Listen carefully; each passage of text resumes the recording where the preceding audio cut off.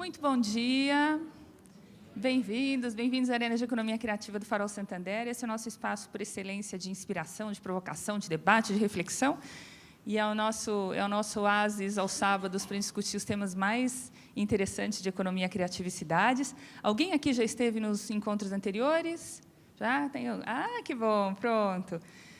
Este diálogo, esse projeto, o Diálogo Startupeiro, se entremeia com um outro chamado Meu Futuro é Agora.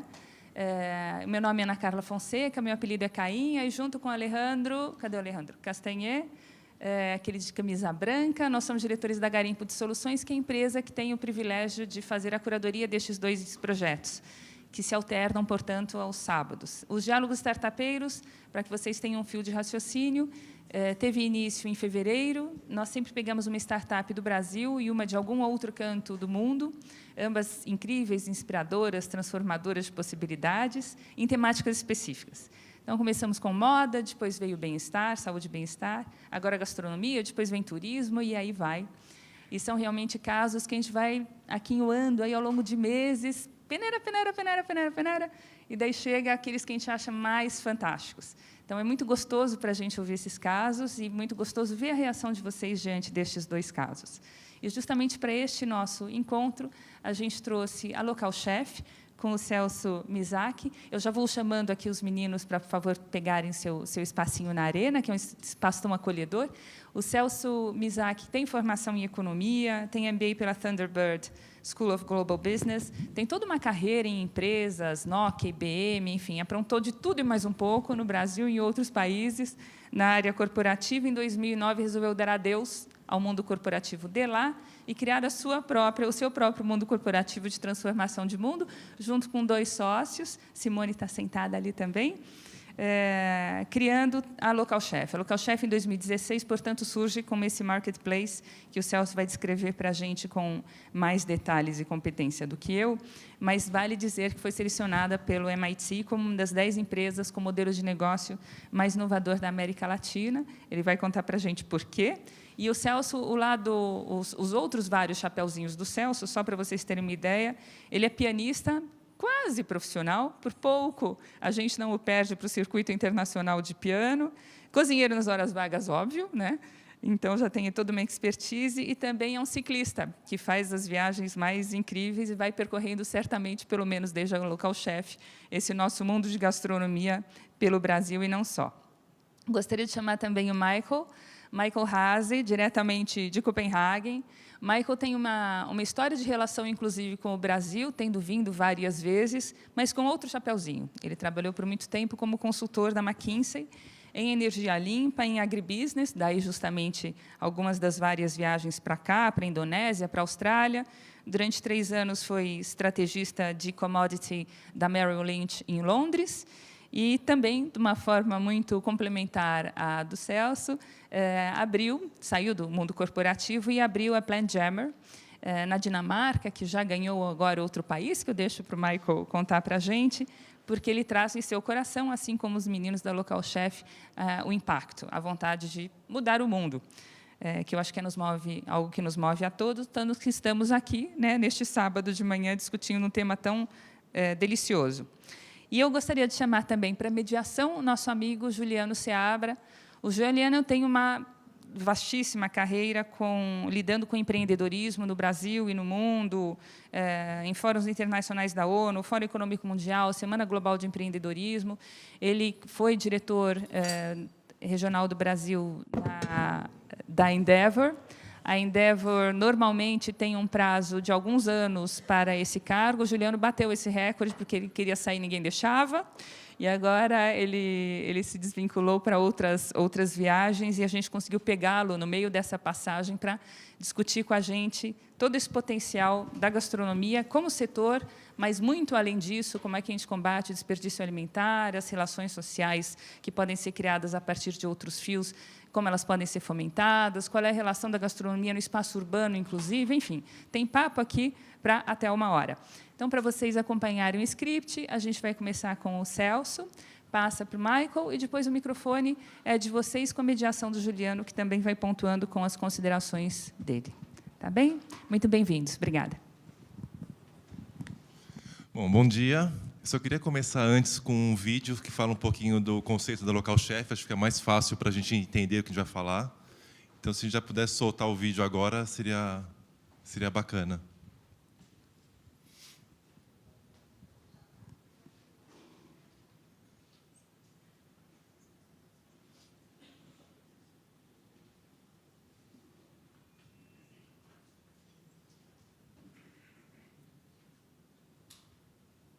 Mariana é uma cozinheira de mão cheia, que prepara pratos com carinho e gostaria de usar seu talento para aumentar sua renda. Já o Felipe não abre mão da comodidade de pedir comida em casa, mas sente falta de opções mais bem feitas, com gostinho de comida caseira e sem conservantes. Para juntar esses dois, chegou a Local Chef, um serviço de delivery que conecta as pessoas que amam cozinhar com aquelas que estão atrás de comida de verdade, entregue no conforto de casa. A Local Chef funciona assim. A Mariana se cadastra no sistema e informa seu endereço e o tipo de comida que produz, desde marmitas fresquinhas até bolos salgados para encomenda. Quando o Felipe está com fome ou pensando naquele almoço especial do final de semana, ele acessa o Local Chef, vê quais são os pratos disponíveis na sua área, escolhe seu preferido e pronto! A Mariana já recebeu uma notificação para preparar uma das suas especialidades e está com a mão na massa. O serviço de entrega da Local Chef retira a encomenda da casa da Mariana e leva até o Felipe, que está contente por receber uma comida caseira de qualidade e contribuir com a economia local. E olha a felicidade da Mariana, que ganha cada vez mais dinheiro fazendo o que gosta. Local Chef, conectando cozinheiros de mão cheia com gente que quer comer bem. Bom, pessoal, esse é o conceito da Local Chef, ou seja, é um marketplace de cozinheiros dependentes. E a gente também faz o delivery para esse pessoal. A gente vai falar um pouquinho na apresentação dos drivers que esse povo tem para trabalhar com a gente. E a gente trabalha muito esse conceito de histórias reais, ou seja, a gente trabalha muito storytelling, a gente trabalha muito a história dos chefs e como isso a gente consegue alavancar um pouco, pelo menos, a produção deles, né? Esqueci do negócio aqui, né? Então, a ideia surgiu com a Diva e com o Alexandre. A Diva é tia da Simone. A Simone é minha sócia que está ali. Ela precisava fazer uma cirurgia, isso em Londrina, né? E precisava arrecadar um dinheiro rápido, né? E um dos netos, que é o Alexandre, ele é chefe, ele já fez um curso de gastronomia e precisava alavancar isso de alguma maneira. Então, começou a produzir pão de queijo, e venderam cotas por Facebook, pelo WhatsApp. E com isso, assim, conseguiram arrecadar o dinheiro e ela fazia a cirurgia. Então a Simone observou isso, a Simone comprou algumas cotas, mesmo estando longe de Londrina, e pensou assim, puta, como posso ajudar mais esse tipo de chefe? Ou seja, são chefes independentes, às vezes não tem um networking bacana, consegue vender por um raio bem de gente conhecida. Então, a gente começou a pensar em alguma coisa, ela falou, puta, vamos criar uma plataforma que possa ajudar esse cara que é independente. E aí que surgiu a ideia da Local Chef. Então, assim, uma das coisas que a gente também buscava, assim, puta, a gente queria um delivery que tenha uma comida gostosa, uma comida de mãe, uma comida mais caseira. E a gente sempre esbarrava em pizza, em hambúrguer, sempre as mesmas coisas, né? E aí a gente pensou, falei, puta,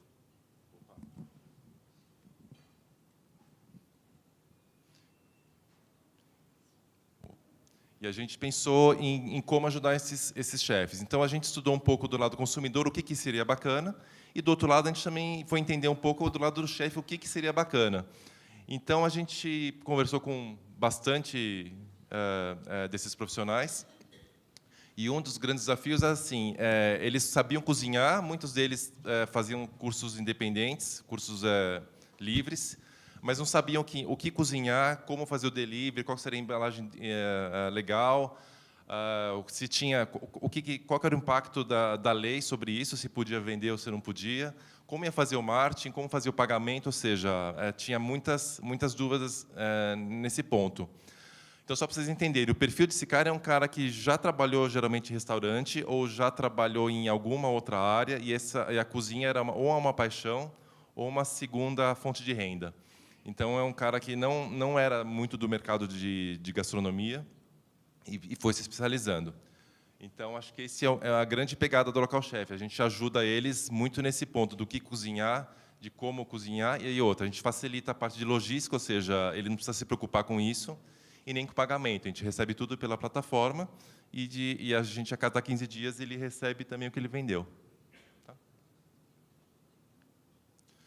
Então, como a gente montou essa solução? Ou seja, a Local Chef é um marketplace, né, de delivery de comida artesanal. A gente fornece o quê? A gente fornece a logística, o chefe não precisa se preocupar muito com isso, a gente dá visibilidade para ele, a gente oferece uma consultoria, ou seja, a gente fala assim, putz, esse prato funciona, esse prato não funciona para esse tipo de função. A gente dá renda extra para ele, a gente fica hoje com 20% do valor que a gente comercializa pela plataforma. A gente dá flexibilidade também, ou seja, alguns chefes têm uma cozinha meio industrial em casa, ou seja, eles conseguem produzir para pronta entrega, por exemplo, e outros não, outros são pratos mais elaborados, você tem que encomendar, e daí cada um tem o seu prazo para produzir e fazer a entrega. Dentro no nosso começo, a gente também testou muita coisa, ou seja, algumas das coisas que mais comercializamos hoje são justamente os kits, ou seja, muita gente compra kit de marmita para a semana, festa pequena, ou seja, bolo, salgadinho, docinho, esse tipo de coisa. Às vezes bolo, que, óbvio, não vai numa moto, mas vai numa parceria que a gente tem com a 99.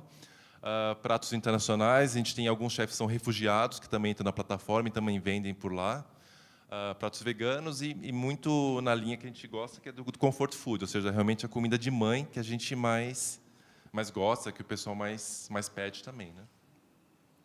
Então, como funciona? Ou seja, um aplicativo de delivery bem simples, ou seja, acho que todo mundo já está acostumado, mas primeiro você coloca seu CEP, ou pela geolocalização você sabe onde você está. Hoje a gente só está em São Paulo, tá, gente? Aqui você seleciona os chefes que estão próximos a você, e aqui a gente tem duas categorias, são os chefes que têm entrega imediata e entrega agendada. Então, lá em cima a gente muda a cor, mas a agendada enfim, está em rosa e o outro está em azul. Esse chefe, por exemplo, é o Chris. O Chris é um chefe francês. Ele tem um mini cozinha industrial embaixo do Minhocão, aqui em São Paulo. E a comida dele é deliciosa. Então, ele nasceu na França, trabalhou em navios, trabalhou em vários restaurantes na França, casou com uma brasileira e veio para cá, e agora ele trabalha nessa cozinha mega pequena e trabalha bastante com delivery também. E só faz só cozinha francesa. Então, você seleciona o perfil do chefe, escolhe, ali você vai ter um cardápio, você seleciona o que vai comer e faz o pedido. Então, se for pronta entrega, a gente entrega até em 1 hora, geralmente. E se for pronta entrega, você programa para a semana ou para aqui 2 dias, mais ou menos. Então, geralmente, funciona assim. Aqui a tela de programação e depois a tela do pagamento. Bom, então, com isso, a gente criou uma proposta de valor para o cliente, ou seja, o grande segredo da Local Chef, acho que é a curadoria, né? Então, a gente gasta bastante tempo, a gente tem um degustador oficial, a gente prova realmente a comida de todos os chefs, e é bem nesse perfil desse chefe francês que a gente falou para vocês, ou seja, aquela coisa mais escondida de São Paulo, que ninguém sabe onde o cara está, que é realmente gostoso. Então, acho que essa é a grande pegada. Ou seja, a gente garante que a comida que você recebe em casa é deliciosa. E outro ponto também é que a gente facilita a vida do consumidor. Então, o que a gente proporciona? Experiência, a gente proporciona, enfim, um delivery, ou seja, não precisa se preocupar com muita coisa, e uma comida realmente gostosa. Do ponto de vista do chefe, a gente ajuda o quê? Com o marketing, óbvio, a gente agregando... hoje a gente tem 250 chefes, mais ou menos, na plataforma. Então, a gente faz um marketing geral com isso, a gente consegue atrair mais clientes. E também gera renda extra para eles, ou seja, eles conseguem alavancar mais vendas do que se atuassem solo no mercado, né? Então, é bem esse mote, ou seja, cozinhando ele ajuda a família, ou seja, é uma renda extra considerável para ele. E também, em alguns casos, assim, ele realiza o sonho, ou seja, é uma segunda carreira, é uma nova fase da vida, e com isso ele consegue, enfim, realizar realmente os sonhos cozinhando. Além disso, acho que a gente acredita bastante no valor da Local Chef para uma cidade, por exemplo. Ou seja, a gente estimula o empreendedorismo, né? Então, a gente, através de ajudar a economia local, de comprar do pequeno, a gente estimula esse ecossistema, que também é mega importante. E também a gente ajuda de uma outra forma a cidade, ou seja, criando um polo realmente de economia criativa, de gastronomia. Então, acho que esse é um dos pontos mais bacanas da Local Chef. Óbvio que assim, a gente está no começo, ou seja, a Local Chef é uma empresa que tem 1 ano e meio, mais ou menos. A gente já tem 250 chefes, já tem mais ou menos 5.000 clientes na base. Só que a gente também trabalha, e isso foi mega por acaso, algumas empresas também percebem isso e chamam a gente para fazer alguns eventos, para proporcionar outro tipo de experiência para os funcionários. Então, a gente vem trabalhando com Google, Itaú, Cubo, ou seja, a gente leva esses chefes para esses lugares e lá eles também vendem esse tipo de produto, ou seja, tem uma venda por atacado que ele não teria normalmente. Acho que isso é um dos grandes pontos bacanas da Local Chef. A gente estimula isso de uma outra maneira e gera volume para ele. Então, acho que isso que é que é bacana. Acho que o conceito, mais ou menos, da Local Chef é esse. Não sei se vai abrir para pergunta agora. A gente tem outro videozinho só para mostrar o depoimento de alguns chefs. E daí vocês veem a opinião de 2 deles que já trabalham com a gente desde o início. Um que vende empanada e outro que vende empada sem glúten.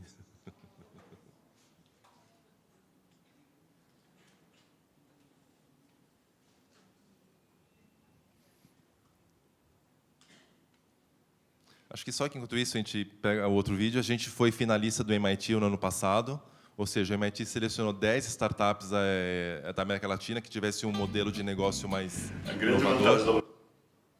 E uma das coisas que levou a gente foi justamente isso, ou seja, juntar um pouco da economia informal e trazer isso para o mundo real, gerando realmente valor para esse povo que precisa bastante em alguns lugares, né? A grande vantagem da Local Chef é justamente a logística, porque você não precisa se preocupar com a entrega e nem com angariar os clientes. Você se preocupa somente com o seu produto.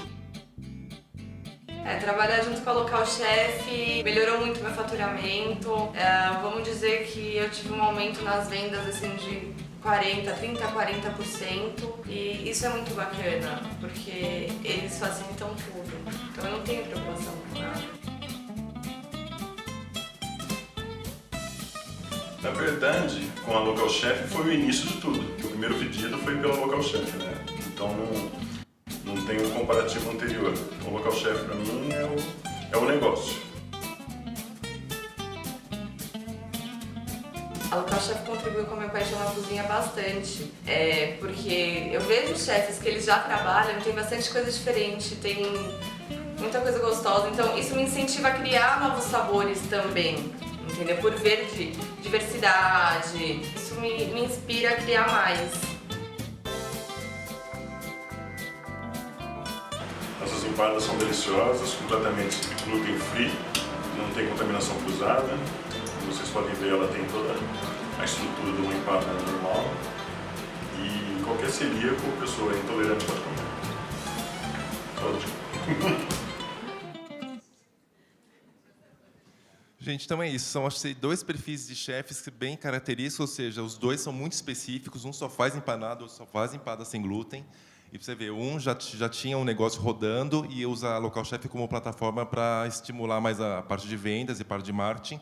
E o outro montou um negócio baseado na Local Chef. Então, acho que esses são os dois exemplos mais característicos que a gente tem de chefe que estão na Local Chef. Tá? Agora, lembra daquele chefe francês que a gente falou no início, né? Então, a gente fez um pedido, já acabou de chegar, eu só não sei onde estão os pão ao chocolate para adoçar um pouquinho a nossa vida, né? A gente vai fazer as pessoas se controlarem até o final. Então, depois do debate, vocês vão comer pão de chocolate, mas não vai ser quente. Muito bom. Celso, muito obrigado. Uma salva de palmas para o Celso, gente. Bom, como a gente combinou, a gente vai passar a bola direto para o Michael e depois a gente entra na conversa. Combinado? Michael, welcome. Your turn. Thank you so much. Thank you for inviting me here for São Paulo. Can you hear me clearly? Yeah? Very good. I've promised to speak slowly, albeit English. So I'm Michael, and I'm from PlantJammer. And what we do is that we put really good taste on algorithm. So what we do is we realize that if we can enable and empower people in people's homes to cook well, we can have tremendous impact on the planet, and that's why we do it. So let me give you a little bit of a story. Oh, the clicker doesn't work, so it's going to be hard telling a story. I can tell you what's going to be on an... Oh, there it is. So this is me in California. In 2016, they had a drought, lacking water, and they also had that in 14, 13, and 12. We all know that problem, and I was standing there in 2016 and thinking, what can I do to not contribute to this problem? And I saw this billboard that said, if you want to save 5,000 liters of water, you can do one of three things. You can either refrain from flushing your toilet for 4 months in a row. It's not very nice. Another thing you can do is to try to not shower for 2 months in a row. Also not nice. There's a third option, which is don't eat one hamburger, this one lunch. And the math stacks up. That's the amount of water we can save if we reduce our meat consumption. And it really makes you think, perhaps we should think a little bit about our meat consumption. We don't need to all be vegans, but if we can reduce it a bit, we can have tremendous impact. And that is true. So 15% of all greenhouse gas emissions coming from this world is coming from animal husbandry. That is more than all transportation fuels combined. All cars, planes, buses, boats, everything. So you can really have tremendous impact. People are also realizing this more and more. So if you go to Silicon Valley, you have all these startups that are working on how can we reduce our infatuation with meat and eat more plants. What they do in Silicon Valley, I think they get it wrong, but what they do is they industrialize vegan. So they create plant-based products that resemble meat, or resemble eggs, or resemble milk. And it might be part of the solution, but it's not the full solution necessarily. Because you lack the true potential of plant-based natural foods. So what if we did a little bit different? What if we learned from other industries in food? What if we learned from the energy sector? This is Elon Musk, who you might know, the guy behind Tesla. And what he has done well in energy, he realized that we spent the last 80 years in energy centralizing production, building big coal-fired power plants, big hydro dams, big nuclear things. That produces production very far away from consumption, which creates waste. So we could do different if we instead, in energy, have electric cars and solar panels and things being produced close to where they're consumed. If only we had in food a technology that would enable us to produce close to where we consume. We do. It's called the kitchen. So we believe in PlantJammer that we can enable the kitchen to be that distributed generation, producing in your home, and that has amazing power. Basically, our one mission is to create a transition to sustainable foods via two forces. One is meat consumption, another one is reduced food waste in the home. And we do that by empowering home kitchens to change their behavior. Now, if you change your behavior today, let's say you want to eat plant-based for a day, you go to Google, right? And you go and you click zucchini salad recipe, and I get 1.5 million recipes. It's a complete jungle. And I click the first one, and it's got fresh basil and pine nuts, and I might not have that at home, so I go for the next one, which is recommending broad beans, which I don't know what is. So I go for the next one, and it's got this mix of parsley, chives, dill. Okay, I give up, and I make spaghetti bolognese once again. Right? Suddenly I haven't made any impact. We think we can do better. So what if we learn from the best chefs in the world? This is René Redzepi. He's a Danish chef who started the world's best restaurant, Noma. And when he goes to a farmer's market, he doesn't come with a recipe. He doesn't go to Google and find a recipe. He looks at what is in the farmer's market, and he sees patterns. He sees what goes well together and what doesn't. And then he picks them, and when he comes home, he builds that recipe. But only then. what if we, with technology, could enable people to do exactly that? And that's exactly what we try to do in PlantJammer. So what we do is we enable you to start with saying, hey, sorry, this is a Spanish page, not a Portuguese, because we are in Spanish at this point. I pick a few things I might have in my fridge or that I found in the supermarket. I get inspiration for what could I make with it. I click one of those. Then I get to a screen where I be told in the top of the screen all the things that go well with my choice. Those are food pairs. And I'd be guided by a little chatbot to tell you, hey, by the way, you should have some crunch, get some almonds, right? And then when the chatbot tells you this looks good, or I feel comfortable, I click next, and we generate a recipe for you, based on exactly those ingredients, nothing else. Suddenly you empty your fridge, you shop what you have available, and you can cook. You also get a little rating of your dish, of telling you what you do on top to make it really delicious. So that's what we have online now. We now have 30,000 users a month and are growing pretty well, mainly in Denmark and Spain, which are our 2 pilots at this point. Your next question might be, how do you make this happen? Where do you get these food pairs from, right? So this is where the technology really comes in. So what we did is we took 2.5 million recipes all over the web. We took all ingredients that you can find, there's 1,000 of them, and we took the aromas that constitute your flavor experience. So when we talk about banana, for instance, we talk about the 148 aromas that constitute your flavor experience of banana. Then we put that into a neural network, which is the workhorse of artificial intelligence, and we create a landscape of tastes that looks like this. Each ingredient is positioned in a landscape, and what it's close to goes well with each other. That gives you a first guide for what goes well together. Then the next thing is, that's artificial intelligence. We also need human intelligence in this, right? It's not all about the machines. So we talk to a lot of chefs and try to understand what constitutes good flavor. And we build a whole methodology on top of this. This is based on the staple in Denmark, the hot dog. It's very popular, and it's popular for a reason, because it actually takes some core gastronomic principles into account. So first of all, it balances the basic tastes. There's something umami, something sweet, something bitter, something sour. It also contrasts texture. You have something soft, something crunchy. All this constitutes a good experience. We put that and several other rules into gastronomy and made what we call the gastro wheel, which is a bunch of rules about how you make a good dish. So if you have something that's a bit too sweet, you can balance it with sour or spice or bitter. And we have all the ingredients that are that as well. So you put that layer on top, and suddenly you have that experience we just talked about. So that's how it works. Now we're at a stage where we have those 30,000 users who are using this. The best part of my job is every morning I wake up and I open Twitter and I get these raving people who are loving what we do, and that's the best way to start a day.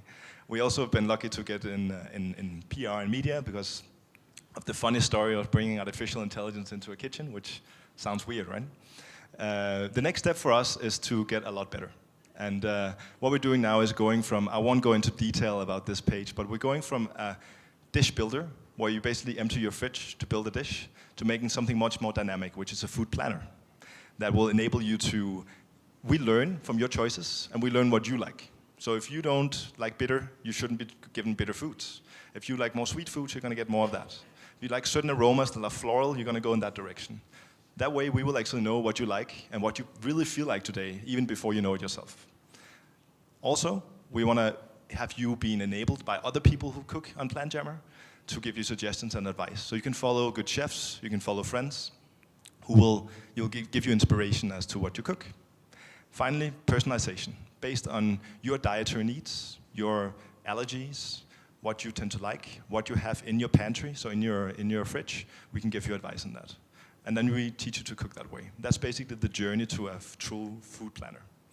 But what's really important, just to get a little bit, I want to invite you a little bit into sort of the machinery of a startup, right? Because one thing is sitting here, making a slide, talking about what we think people need. What's really important to build something that people actually want. So we try to make a process where we learn all the time. That's why we put a product out early, to get slaps in the face and learn what works and what doesn't, and correct. So we have a group of 50 people who are super users. This is just a mail from me to them after an event we had where we went through all the features we could have, and they gave us feedback, and then we made a plan. We also, whenever we put a new post out, a new product out, we get feedback right away from these users, and sometimes they're angry because they didn't want that feature, they wanted something else, and then we learn and we adopt. And that's the way you gotta operate all the time. Be on your feet, put stuff out there, and get feedback and adjust. That's basically the journey. Next natural question, how do you make money? So first of all, what we have is there's basically two business models related to PlanJammer. The first one is PlanJammer Gastro. This is the B2C, so that's where we are addressing people in their homes, and we're building basically the Spotify model, where you have a Prime version that will be the planner, that's really adjusted to you that you pay for. So that's in a level of 10 reais per month to get that version. So that's one, and that's the one where we need to have millions and millions of users over time, and that's what we're building. Then there's the shorter version, what's called PlanJammer Digital, where we use the data understanding that we get based on what goes well together to create unique experiences for others. So for instance, working with Dia Elementos in Spain, where we're helping them have a better experience for shoppers online by using PlanJammer's algorithms.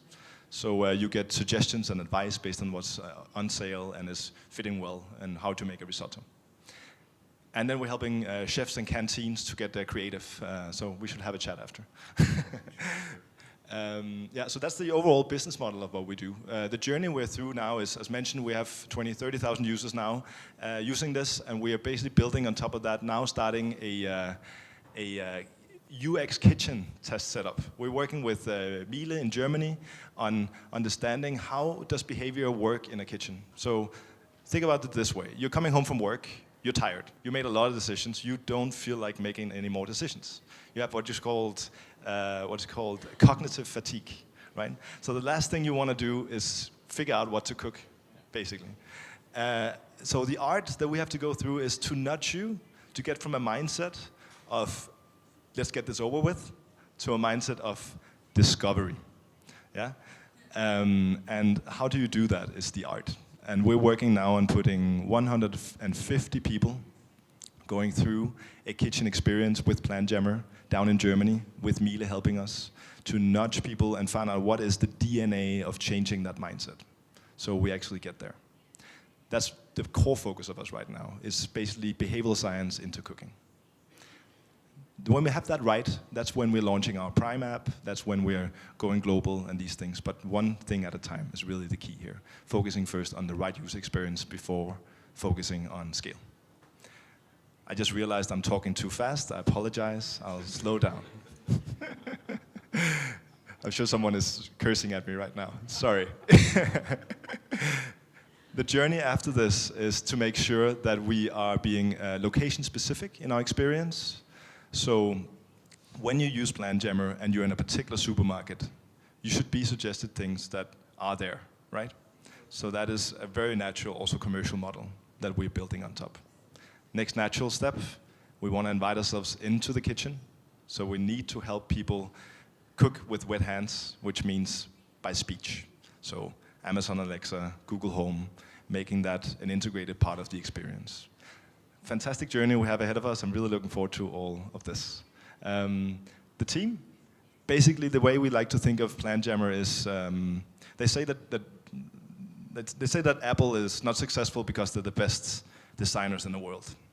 They're also not the best hardware, software people in the world. But they're the best people who know software and also know design. And similar, we try to be the best people, not at artificial intelligence and big data, not at gastronomy, but in the mix of the two. And that's where our realm is. So that's also why what we have is food scientists and developers working together on developing this product. Now, I want to spend the last bit of time here on, first I want to give you some lessons actually, about what we've learned as a startup. Right? So as a startup, I'm gonna have 6 lessons that we've learned throughout this process. So the first lesson is a bit controversial. If I can get it up there. It's so controversial I didn't want to go up. There it is. Work with holy fuck kind of things. So what that is when I looked at the water consumption of meat, I thought, holy fuck, we have to do something here. And working on things like this that are important for yourself and for the world makes you get up in the morning, enable you to get the most talented people on your team because they want to work with important things, and it makes for quality of life. So that's the one lesson. The second lesson is appreciate the no's. We're doing something that no one else has done before, and for that reason, some people will be skeptical. And whenever we're in a room and there's 3 or 4 people who say that's a ridiculous idea, that will never fly, you have to learn to appreciate it. Because if everyone thought that your idea was brilliant, then probably there would be 15 other startups doing the same. So perhaps our competitive advantage is actually that we see it first and not everyone kind of get it before the product is ready. The third lesson is don't keep secrets. We don't work with confidentiality. I'm completely open about how we work with things. Because if an idea is truly original, you will have to shove it down people's throats. So you might as well just be open about it, and you get slaps in the face, you learn things, and you get better by being open. The fourth lesson is to learn to surrender. You cannot control the world. So Mike Tyson has this amazing quote. To be honest, I think he said one really smart thing in his life so far. I hope he's not listening. He said, everyone has a plan until you get punched in the face. And that is really how it is having a startup. You can make many plans, but you need to be on your toes and react when you get that punch in the face. The fifth reason is we want to be fast and we want to be smart, but if we hurry up too much, then we're going to break down and we're not going to make the right decisions. So consider everything a marathon, not a sprint. Consider it the long run. How do you create a sustainable business based on sustainable people who don't burn out? The sixth lesson is very simple. You should do a startup if you love doing a startup. It's not because it's for the money or for the fame, because it's hard work, but it's because every day has to be fun, which brings us back to lesson 1, right? Work on important stuff, yeah? Now, before I move on to the panel, I just want to give you a little bit of a vision of where I see Planjammer 5, hopefully 5, possibly 10 years down the road. So the way I see Planjammer is that we're connecting the food chain. We create the Internet of Food. And that means that when you use the full smart kitchen's potential of having sensors in your fridge, there's now a company called Innit that has these sensors you can put in your fridge, your refrigerator, that enables you to smell what is in the fridge. It will tell you that those tomatoes, they need to be used for a soup rather than a salad because the tomatoes are getting old. And they have the exact understanding of the aromas that we're putting into our neural network. Those sensors need to be in the kitchen and they need to be at the farm. And then we can connect that with your taste preferences and what you like and what you should have, and connect it with delivery, convenience on top of actually getting those things on the plate. So how does that look? This is me 5 years from now. It's 5 p.m. and I'm driving home. And I'm suddenly panicking. It's cooking night and I'm supposed to cook and I have no idea what to make. So what I do is I ask Google Home, that's obviously in the car, what should I cook tonight? And Google Home says, I can smell that you have mushrooms in your fridge. And I can smell that those mushrooms are getting old. So they have these ethanol notes, and that means that they should probably work with something more fresh, something floral. And by the way, in Sonoma County, there is these beautiful purple carrots with these floral notes that will work perfectly with the mushrooms. And if you combine those two and you make a risotto, the dish will be right there in the flavor network, which is just where your family tends to like it. You want to have a risotto? I say yes. And obviously, the neural network will already know by 98% probability that I would have said yes. So it's already on my doorstep when I'm back. I go in, I cook, guided, obviously, by Planjammer. And we sit with the family and we talk about flavor in a way that we never talked about flavor before. We talk about these floral notes. We talk about the ethanol notes. We really taste. And that's the potential of food, right? You basically have a busy day. You're full of conceptual thinking in your head. You've been looking at a screen all day. And suddenly, you're in your body. You're in your senses. And that's really what food can do when you have a language of taste that pushes to that. So we're giving mental health with that. And if we take a step back, what we're trying to do here with PlantGemmer is we're trying to take an understanding of flavor and then using that as a vector for change, as a vector for health. And there's 4 kinds of health. So it's mental health, because basically we're tasting things again, which is really good for our brains and for our mental capacity to get out of our heads and into our senses. We are getting physical health, because we are eating real food. That's, by the way, plant-based, but more importantly, fresh and natural. We're also getting economic health, because the guy who produced, I'm trying to go back, yeah, the guy who produced those purple carrots, it's suddenly worth it for him to produce a good carrot, not just by kilograms and tons. We've taken away commoditization for the farmer and produced quality products that makes it worth it. So we're creating economic health for the farmer by getting quality back. And finally, don't worry about the page. Finally, we created planetary health, because we have enabled a world where we are reducing our food waste and we are eating plant-based. That's what we do. Thank you.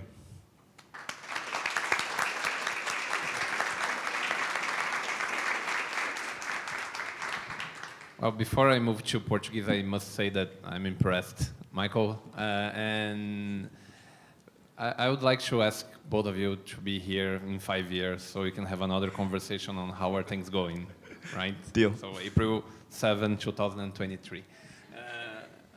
If Cainha can... better? Não, sorry, eu só estou passando aqui para... bom, gente, eu vou... I'm moving to Portuguese, Michael. Eu vou fazer o papo em português. Isso aqui é uma arena, portanto, ela vai funcionar melhor se todo mundo se envolver. Então, quem quiser conversar, fazer parte, por favor, levanta a mão, a gente faz as perguntas chegarem.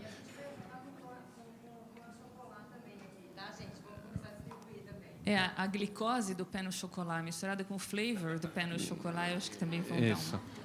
Combinado. Então vai estar todo mundo bem servido espiritualmente e também alimentarmente. Então tá ótimo. Eu queria começar fazendo uma pergunta para vocês dois, porque no fim do dia a gente vem aqui, conversa bastante sobre o negócio, etc. E a gente sempre acaba esquecendo uma pecinha fundamental dessa história, que são os empreendedores. Então, eu queria ouvir um pouco mais da história secreta do salto de fé que cada um deu na hora de trocar a vida corporativa, provavelmente muito bem sucedida de cada um de vocês, pela jornada da startup. Eu já entendi o propósito, o porquê que cada um começou, mas do propósito até a decisão e todas as dificuldades, etc., que se passaram, tem uma história aí que precisa ser contada. Então, eu queria começar com o Celso, e depois a gente passa para o Michael, mas eu queria ouvir um pouco da pessoa física e não da pessoa jurídica. É interessante, porque assim, acho que mesmo quando eu trabalhava em empresas, enfim, na IBM, na Nokia, nas grandes corporações, de alguma maneira eu sempre empreendi dentro dessas empresas, ou seja, sempre alguma área nova, alguma coisa que tinha que sair do zero e montar, ou seja, acho que isso já estava um pouco no DNA. A grande questão, acho que quando a gente fica mais maduro, mais velho, sei lá, é a questão de realmente encontrar o propósito para que você veio na vida, né? Então, acho que isso está um pouco no sangue. Óbvio, a gente tem são muitos. Quando você empreende, é muito obstáculo, é um leão por dia, é um de manhã, uma tarde, uma noite. A gente acabou de passar por um perrengue aqui essa semana, ou seja, a gente está se recuperando ainda. Então, acho que tem que ter essa força que a gente não sabe de onde vem. Agora, de onde veio esse salto, cara, não sei te explicar. Sinceramente, eu não sei. Eu acho que vem da gente, não tem como. Porque eu já empreendi antes, depois já voltei para o mercado, depois, enfim, empreendi de novo. Então, acho que é bem do jeito da gente ser, não sei te explicar. Michael. Yeah, it's not an easy question, but it's an important one. Because the fact of the matter is, I'm getting Portuguese at the same time here. So one second. No, so the fact of the matter is, for me, I used to work in very corporate places. So I was in McKinsey in consulting, where I worked with the energy sector, the agricultural sector, and the mining sector. So focusing on resources. And then I worked in biotech, a company called Novozymes in Denmark that's working on using biological solutions to get for a more sustainable world. So the clear sort of green thread in what I've been doing is working on resource efficiency. But then when I worked in these big corporates, I always felt like I was oftentimes sort of running into a wall, right? I had a good idea about what I thought was right. I had a good idea about what I think we should do. But rather focusing energy on doing it, I felt I focused a lot of energy on politics of getting allowed to do it. So it was out of a little bit of a frustration of thinking, I kind of want to make these things happen, and I feel like I'm not using my full potential by spending too much energy on politics and too little time on execution. And to be honest, what I thought in the beginning was, okay, let's just try this. And if it fails, I'm one of those lucky people on the planetary scale that I have a fantastic sort of security in terms of a good CV, so I could always get a good job, so I could always jump back if it didn't work, and that gave me certainty that I could take a risk. Then I took a risk, and I've never looked back. I feel like when you do, this is truly the best job of my life so far. Having that feeling of empowerment, building a culture around a team. We're 15 people now, of people who've become my best friends. I feel like startups is a bit like food. Once you try it, it's like a tattoo. It stays on you. You cannot get it away. Very good. Bom, voltando então, eu vou fazendo perguntas enquanto ninguém levantar, tá bom? Só para a gente combinar aqui. Eu sei que vocês estão ocupadíssimos, mas a gente continua por aqui. Ainda nesse lado mais pessoal dos empreendedores, eu queria ouvir um pouco, e acho que eu vou aproveitar você um pouco mais, dado que você já disse que você está numa semana difícil, eu queria ouvir um pouco sobre o lado não tão glamouroso, o dia que você acorda e fala, putz, não está sendo um bom dia, o negócio está em risco, fui passado para trás, ou o que quer que seja que acontece na jornada do empreendedor, que a gente sabe que ela não é assim, ela é assim, e ela é assim com um grau de frequência bastante alto. Então, eu queria ouvir um pouco de vocês sobre os dias ruins.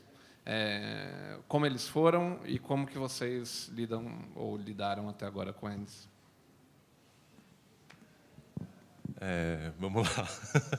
A gente pode fazer uma sessão de autoajuda mais complexa aqui, né? Descarrego.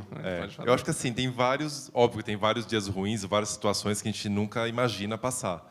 Quando a gente começou a Local Chef, a gente tinha, pouquíssimos chefes. E, você não sabe ainda o perfil do cara que vai trabalhar com a gente. Então, uma situação que a gente passou. Um cliente encomendou um bolo, a mulher não podia fazer. Eu falei, cara, a gente não vai falar não. A gente foi para a cozinha e teve que fazer e se virar. Mas teve momentos que não, assim, cancela. E, cara, perdeu um cliente, o cara fica, enfim, chateado, para dizer o mínimo, né? E por aí vai. Então, assim, tem essa exposição com, ainda mais no B2C, essa exposição com o público é muito frequente, é muito tensa. E do outro lado também, ou seja, a gente veio de um mundo de salário, do 13º, de ticket, que hoje a gente não tem mais. Ou seja, a gente tem que realmente se virar para pagar as contas. E uma das coisas que a gente se depara muito é no momento que, sim, que a gente vai buscar investimento, que talvez seja o momento mais, não diria tenso, mas é o momento mais crítico da empresa. Então, esse também é bem pesado. A gente acabou de quase fechar um novo sócio, a gente fez um test drive com ele, deu tudo errado e teve que voltar atrás. Então, assim, a gente não foi um passo para frente, a gente voltou 2 agora e estamos juntando os cacos para saber o que a gente vai fazer da vida. Mas, enfim, a gente só tem a certeza que, sim, continua o negócio, continua talvez de alguma outra forma, a gente pivota alguma coisa, mas a gente vai em frente. Eu acho que essa é a grande lição que a gente tira disso, ou seja, realmente ser resiliente E, cara, sobrou isso, com isso a gente vai ter que fazer alguma coisa. De repente, usar a mesma coisa do ingrediente, vamos ver o que vai fazer. Acho que é um pouco isso. Vai fazer um entrepreneur jam, né? Exatamente. Ver o que rola. No, so I think there's two kinds of stress in a startup. So one is external and one is internal. And I think there's a lot of good stories about external stress. The external one we had is mainly related to co-founders. So I started PlantJammer with 2 co-founders, and then they both jumped ship, so dropped out after 1.5 months, right? So that was like, I thought we believed in this, right? And that is a journey where you get into the internal stress, which is there are so many things that are reliant on your faith, right? Because every day you have to believe, and to be honest, you don't, right? There are days where there's days where I believe that PlantJammer is going to be bigger than Amazon, right? And there are days where I believe that PlantJammer is going to go bankrupt tomorrow, and those days can be the day after another, right? So that's the nature of the game, is that you're basically it's a jump of faith every day, and that mental challenge is tough. What we concretely do in PlantJammer is now we start getting really hippie, but we meditate, the whole team, every day at 2 p.m. I facilitate a meditation for 10 minutes, very short, but it's what enables people to take a stance, get perspective on things. And that really difficult piece of code that they're just writing, or that really difficult investor you just talked to, suddenly it's a bit further away from you, and it's not you, and it's okay. And you really have to take that distance all the time. And that's the challenge is you got to be so passionate and such a believer in what you do, and at the same time have that distance that you don't take it personally every day. That's the biggest challenge, I believe. Bom, a gente tem pergunta já aqui, então vem cá, pega o microfone e tem... já me virei aqui, Canha. Eu tenho uma dúvida para cada um deles. Eu vou iniciar com Local Chef. Se eu fosse alguém que quer cozinhar, como posso virar Local Chef? Então, começar com essa. Bom, primeiro, a gente tem um cadastro que você faz na página mesmo e a gente faz uma espécie de curadoria, ou seja, a gente vai mandar alguns dados da tua história, da tua relação com a gastronomia, o que você cozinha, foto da sua cozinha. A gente passa para a Simone faz a curadoria desses chefes. Então, se você já tem alguma história, se já é reconhecido, enfim, óbvio que você automaticamente entra. Agora, se não, a gente vai pedir um prato seu, a gente vai receber, ver como é que é a embalagem, ver como é que é o prato, se vem bom, se não vem, enfim, tudo isso, e a gente coloca na plataforma. A gente observa nesses primeiros meses a recepção do público, ou seja, se tiver menos também que 3 estrelinhas, a gente tira você, e você vai ficar puto com a gente, que acontece todo o tempo. Mas é assim. A curadoria é bem desse jeito. No site tem lá assim, quero ser local chef, depois a gente passa para você, e você se cadastra lá. Perfeito, muito obrigado. Uma especialidade, já aproveitando? Não, ainda tenho que pegar alguns cursos adicionais, eu acho. Uso o PlantJammer. E a dúvida para Michael é how do you adapt every ingredient in every country? It's almost as like you're managing 10 different companies. You don't have the same ingredients in Brazil or in Mexico or in Spain or in Denmark. How do you adapt and adjust to each market? Yeah, that's a really good question, and it's something we struggle with on a daily basis. So thank you for that question. The way we do it is we have a list of recipes from all over the world. So we have all ingredients represented, but Danish people don't want to hear about cassava because they don't know how to find it, right? So we make filters. So when you're in Denmark, we made a list of saying it's only these 250 ingredients you will see in PlantJammer Denmark. And we can locate where you are, and you get ingredients based on that. There's an even deeper question related to this, which is, don't we cook different in all places, and don't we have different tastes in all countries? And to a certain extent, we do. So particularly, we have different dish types that we make. So we don't make feijoada in Denmark, right? we also have different ingredients, which we talked about. But when you take a level up and look at the analysis, suddenly you see patterns that go again. So for instance, everywhere in the world, if you have something that's quite soft in texture, you want something that has crunch on top. And then, it might be granola in some places, it might be cashew in other places, or almonds in a third place. And those kind of balances go again. So we can actually learn from patterns of what people do in Brazil and bring it into what people should be doing in Denmark, because it's the same patterns at that level above the ingredients. So that's the way we actually make this into one database still. Yeah. Só para ver se tem alguém com mão levantada. Aqui.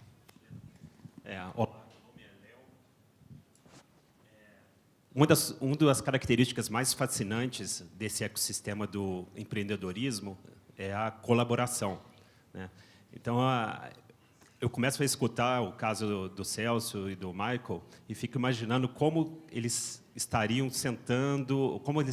para discutir uma eventual colaboração entre as empresas. Seria muito interessante escutar isso. Se vocês estivessem sentando agora para discutir como eu posso colaborar com o outro, como seria essa conversa? Eu vejo muita sinergia entre os dois negócios. Não sei o que vocês acham. Bom, definitivamente tem. Acho que a grande vantagem de você estar no mundo startup, no mundo de empreendedorismo, acho que é essa conversa lateral que você tem com praticamente todas as empresas, né? Então, a gente sempre tem sinergia com alguma coisa e, cara, o que acontece, geralmente, a gente senta num café e desenha alguma coisa. Não tem muita saída. E o que é legal também é que acho que algumas empresas já também estão abertas para isso. Então, assim, vira e mexe, empresas grandes, tipo Nestlé, Barilla, vira e mexe, vem falar com a gente, assim, putz, tem um projeto novo, como a gente pode trabalhar junto, e acho que essa inserção é bem bacana. Mas é realmente conversando e acho que inserido nesse mundo de startup. A gente vê essas startups, assim, tipo, aos montes em toda semana. Então, acho que é isso que é legal de fazer, assim. I agree, and it's definitely also part of the way that we operate is to work in partnerships. And I think we should definitely have a cup of coffee after this. First of all, it's a bit too intense to have a negotiation on stage. But the way that we operate is with experiments. So whenever we do work with other companies, we say, what is the minimal viable experiment we can do?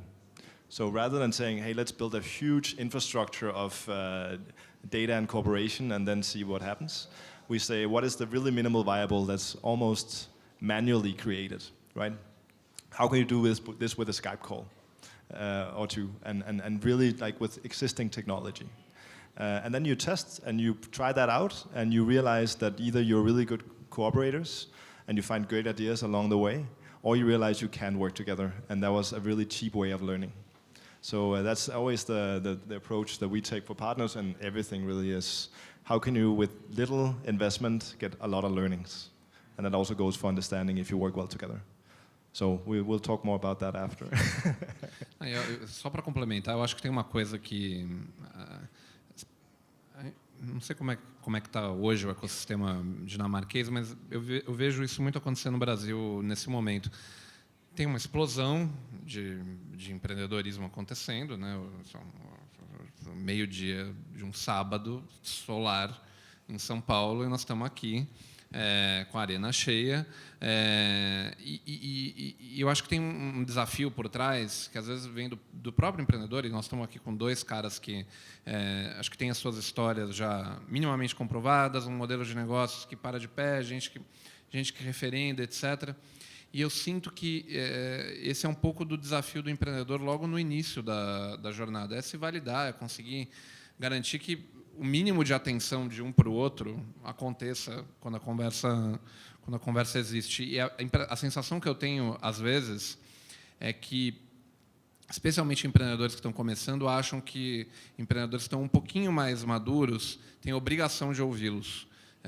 Independente de você ter um negócio que pare de pé, independente de você ter minimamente comprovado, simplesmente pelo fato de que você também é um empreendedor.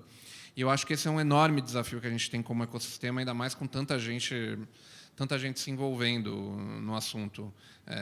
Eu recebo muita mensagem de empreendedor, eu queria estou aqui no interior do Rio de Janeiro e não tenho ninguém para quem conversar e estou em busca de uma ideia. Eu falei, cara, se você não tiver ideia, não adianta, você não vai ter com quem conversar.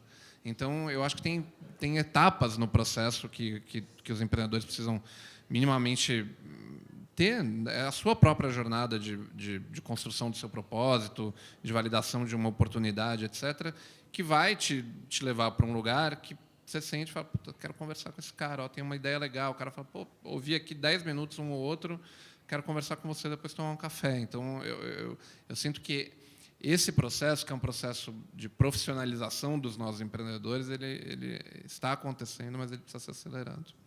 É só para fazer meus 2 minutos de comentário. Cadê o microfone? Veio de longe, tem direito a 2.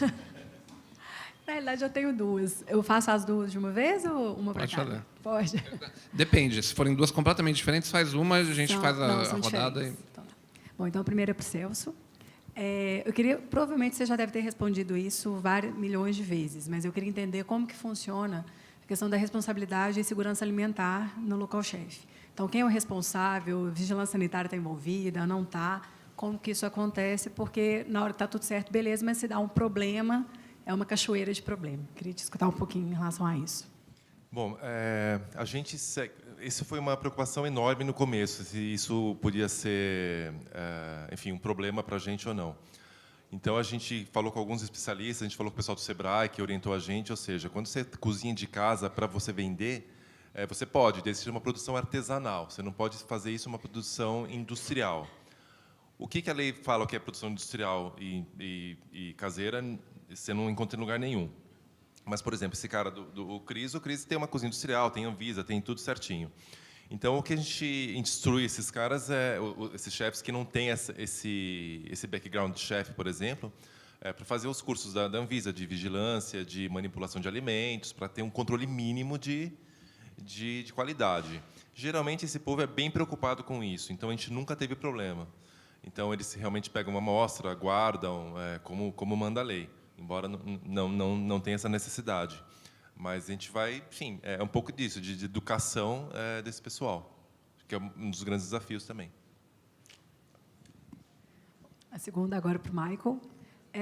Vocês já começaram a trabalhar, já tem no radar alguma ação com entidades sociais para trabalhar a plataforma? Por exemplo, escolas de rede pública de ensino ou hospitais que vivem de doação, porque às vezes a gente tem instituições que recebem doações e não necessariamente vão receber algo que combine ou que eles já saibam como preparar.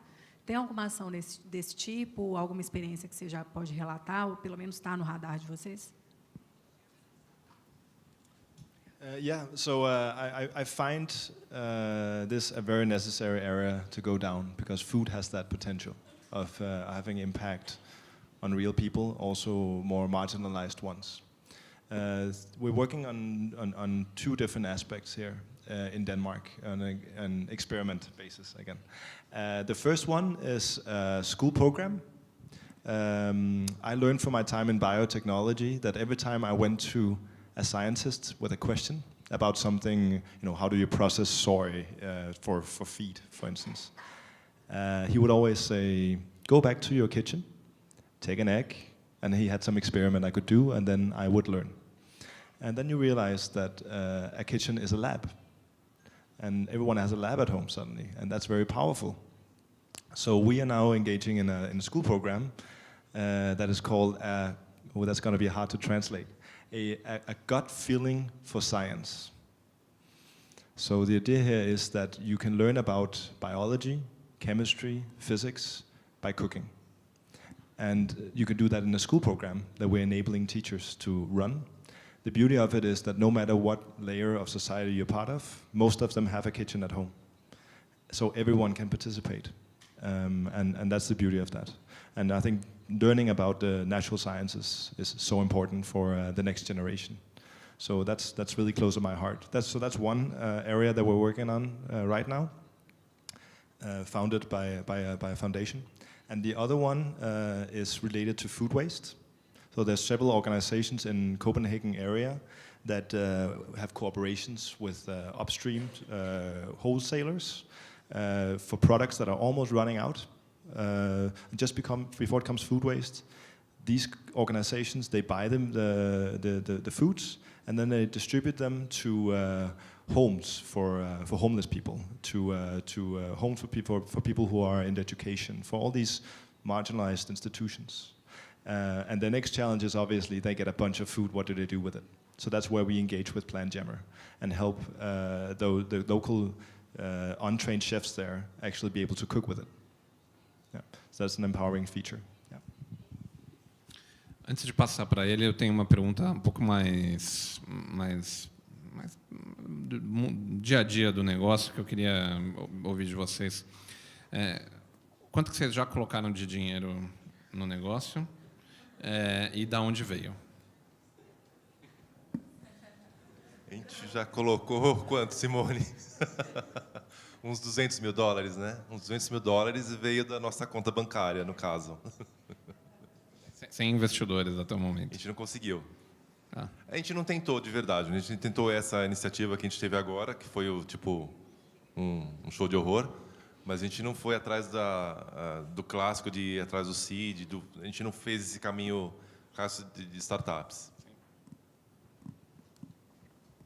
Yeah, so we are you can say a classical tech company, met in the way that we need to create a movement before we create a revenue. So we need investment, and that we also have been lucky to get, but in small batches. So we always know, we believe that time works on our side, which means we need to take very little money in early, and then as we need the money, we take in money in. So we had 3 rounds, small rounds, and I think we have a total, now I have to calculate in kroner, bring it back to reais, it's something around... It can be dollars. around 700,000 reais is what we have now, and as investment. And then we have another round we're just about to close of a similar amount. And where did the money came from? Yeah, so there's a pretty good angel investor community in Denmark.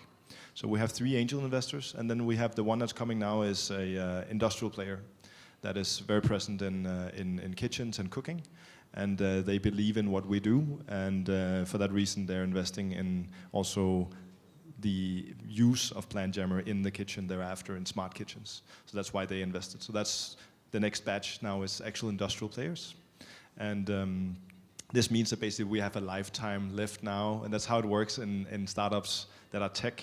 You basically, the best picture is you jump off a cliff and then you start building a plane, and you hope you get to build the plane before you hit the ground.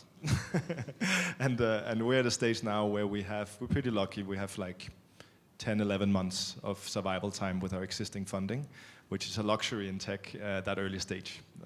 Yeah. So we're building planes by the day. Muito bom. Você está com o microfone. Bom, a minha pergunta é para o Michael. Eu queria entender um pouquinho como foi o desafio de chegar, o processo desse mapeamento de sabores, de todo o alimento, como foi chegar concluir esse processo, como foi passar por todas as etapas. Eu sei que você falou em questão de padrões, mas como foi passar e chegar realmente, é isso que a gente tem. This is getting tough. The way, good question. The way that we work is a combination of core understanding of how you cook. So that's working with chefs. So we have 4 different chefs who are simply loving what we do and helping us out of interest. And then combining that with the data approach of data science. So what we've done is consecutively, we've taken all these recipes in. Then we've had 1 food scientist tagging each ingredient by what are the constituting flavors. So if it's a mushroom, then it has a umami score of 2 and a sweetness score of 0. And if it's agave syrup, it has a sweetness score of 3 and a umami of 0. And that way we put all these data in, and then we put it into the machinery of data science of seeing patterns. Then we get a first range of patterns, saying, hey, it seems like sweet and umami goes well together, or bittersweet goes well together. And then we go to the chefs and they say, is that true? And then they confirm or reject, and we have this iterative approach all the time. So put data in, analyze it, get results, talk to chefs, adjust. And that's an iterative process we keep on doing. So the database will get better with time, but it never ends. And we keep on finding patterns that are interesting, because now the next level we have is on the aroma front. And there's very little views in the world of gastronomy about whether earthy aromas and woody aromas go well together, for instance. So we need to create that view, which is exciting and is fun. But now we're getting into the ventures of something where there's no existing chefs who really know other than intuitively. And that's really the interesting part of our journey, is that in cooking, there's a culture among chefs about cooking being more art than science. You feel, because you've seen this 10,000 hours of cooking and you kind of know, but you don't really have a culture of structuring and thinking through what does it mean at a higher level. And that's our job, to bring it up to that level, which is fun. It's walking into a sort of a territory that no one has been in before. And it's also sometimes controversial, because some chefs will be like, you're simplifying the world. Or even one of the chefs we're talking with, he's saying, he's really annoyed with us, he says, with a smile on his face, because he says, I spent 100,000 hours at least on learning how to cook, and now you just make me redundant. We're not there yet, so I'm not so scared of that. But that is the challenge. Tem uma pergunta aqui do lado de cá. Bom, boa tarde, né? Quero perguntar para o Celso, eu não sei se ele já chegou a falar, né? Que eu cheguei um pouco depois. Como é que foi para começar a equipe, para, por exemplo, montar o software no mobile? Vocês já tinham programadores ou contrataram programadores? Não, a gente buscou.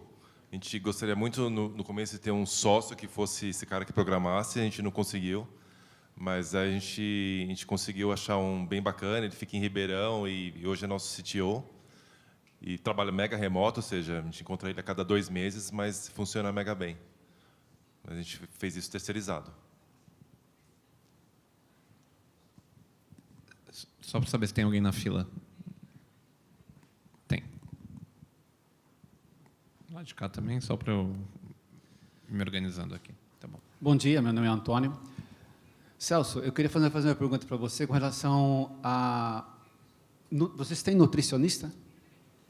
Não, a gente não tem nutricionista. A gente tem uma consultora que trabalha com gastronomia. Eu nem sei se ela tem formação em nutrição ou se ela só fez gastronomia. Porque assim, cozinhar hoje, a maioria, parece que todo mundo está cozinhando nesse país, sim. né? Todo mundo sabe cozinhar e tudo mais. Eu sou técnico, tenho formação técnica, também estudei lá fora.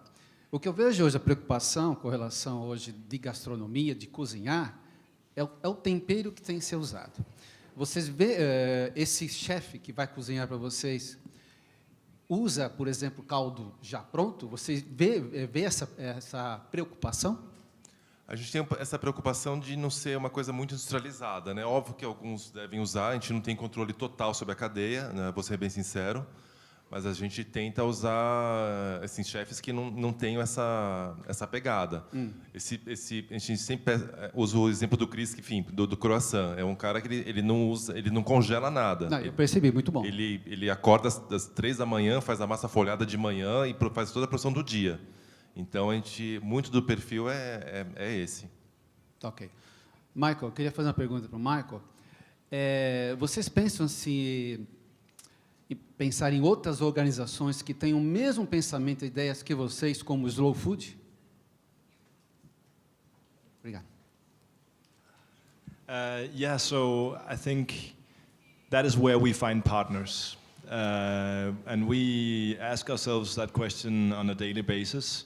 Who wins if we win? How do you find companies that basically have a similar values-driven approach and similar competences that are complementary to ours? We've learned so far that that's also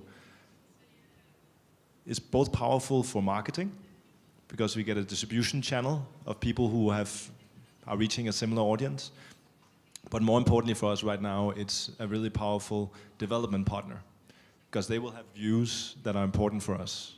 They will have views on nutrition and what level we need to go to for nutrition. They will have views on how do people cook. And all these things people have already invested time and effort in. So I try on a weekly basis at least to reach out to a new company and say, hey, you guys are doing something awesome. We try to do something awesome. We should talk. And people have been extremely open on the note of entrepreneurial culture. That's been my experience. When I write a CEO of almost any level on LinkedIn, he responds, which is amazing. Yeah. By the way, on the note of nutrition, I just wanted to share one fantastic sentence I heard once regarding nutrition that simplifies the world a bit. Michael Pollan in the US says that there's 3 simple rules for nutrition that gets you kind of at least 80% of the way, which is eat real food, mainly greens, and not too much. Muito bom. Meu nome é Thelma e eu tenho uma pergunta para o Michael. Como que é o público, o perfil do público da sua empresa? Eu fico questionando aqui em relação a crianças, idosos, pessoas que têm alergia. Como que é o trabalho de vocês para esse público? Yeah, so currently the way that we profile ourselves is very much on playfulness in the kitchen. So what we like, that's why we call it Plant Jammer. The idea is it's with plants and it's jamming, like a jam session of a jazz band. And that's the approach we want to get to for cooking. So what's key in everything that we do is that we try to have an approach of playfulness instead of the existing approach many people have in their kitchen, which is one of fear, being afraid of making a mistake. Right? So that's core in what we do. And we're now venturing into nutrition. And the biggest challenge that we're working with is to make sure that we're not just another calorie counter and gets that kind of limiting mindset, but rather have a mindset of playfulness when we talk about nutrition. So we will be talking about all the antioxidants that you get when you eat plant-based and quantifying that and showing you how much that will boost your immune system and your chance of longevity, for instance. We will enable people to take off ingredients that they're allergic to, so they will never see that in it, and even in groupings. So if you're lack of gluten or lactose or FODMAPs even, and enable those things. But it's always important that it doesn't become a mindset of fear, but a mindset of playfulness throughout that. That's the challenge. Thank you. Tem alguém na fila? Tem. Oi, Michael, Regina. Eu gostaria de saber como que os chefes de cozinha lidam agora quando você criou um mecanismo para desmistificar todo o glamour que eles tinham anteriormente. Se houve alguma repercussão sobre isso? Yeah, actually, I've been pleasantly surprised because I thought of that as well. But actually, some of our biggest fans are chefs. So many chefs, they know the patterns that we're creating. They sort of, oh yeah, that's actually how I do it. And they reaffirm their own skills by using it. And most importantly, they just use Plant Jammer in a slightly different way. So we have 2 kinds of users. We have users who need guidance, and they go through the full journey of picking ingredients, getting a recipe, cooking by the steps. And then there's the other part, which is chefs mainly, who basically just use it in the beginning. They say, hey, I have an eggplant, wonder what I can do that's different than what I always do with eggplant. And then they get that first 2, 3, 4 spices that are interesting with eggplant, apparently. And then once they have that, they're like, oh, so I'm going to go down the smoky paprika journey. And then they know what to do with that. So they just use it in a slightly different way, but actually they're the ones who rave the most about us on Twitter and I get the most mails from, they are actually chefs or former chefs. Yeah. Thank you. Deixa eu fazer uma pergunta. Acho que...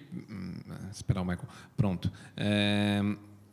Normalmente, nesse universo de empreendedorismo e comida, talvez seja o universo onde todo mundo se sente mais à vontade, porque, de alguma maneira, ou tem um talento, ou tem alguma relação com comida, e, portanto, é aquele onde você sente menos barreira de entrada, pelo menos psicológica, porque, afinal, quem é que não come ou quem é que não entende um pouco de comida para montar um negócio? Qual que é a relação de vocês dois com comida pré a jornada atual de vocês, só para eu entender? Eu fiz alguns cursos livres, ou seja, assim, sei cozinhar bem básico, ou seja, nada muito sofisticado, mas em casa às vezes faço alguma coisa e gosto. Eu acho que é onde eu relaxo alguma coisa e penso na vida. Além de arrumar armário, tocar piano, andar de bicicleta, sei lá, um monte de coisa. Mas eu gosto bastante, sempre gostei. To me, cooking came very late to me. I used to, work 90 hours a week in McKinsey and Merrill Lynch and the likes. And basically, I ate healthy food, but I didn't cook it myself. And that's where I came from. And then I started cooking at some point because I realized, come on, it's a survival skill. It's ridiculous that I cannot cook. And that happened only 4 years ago, actually. But when I go into something, I do it full on. So I'm definitely a nerd, and I like to geek out about stuff.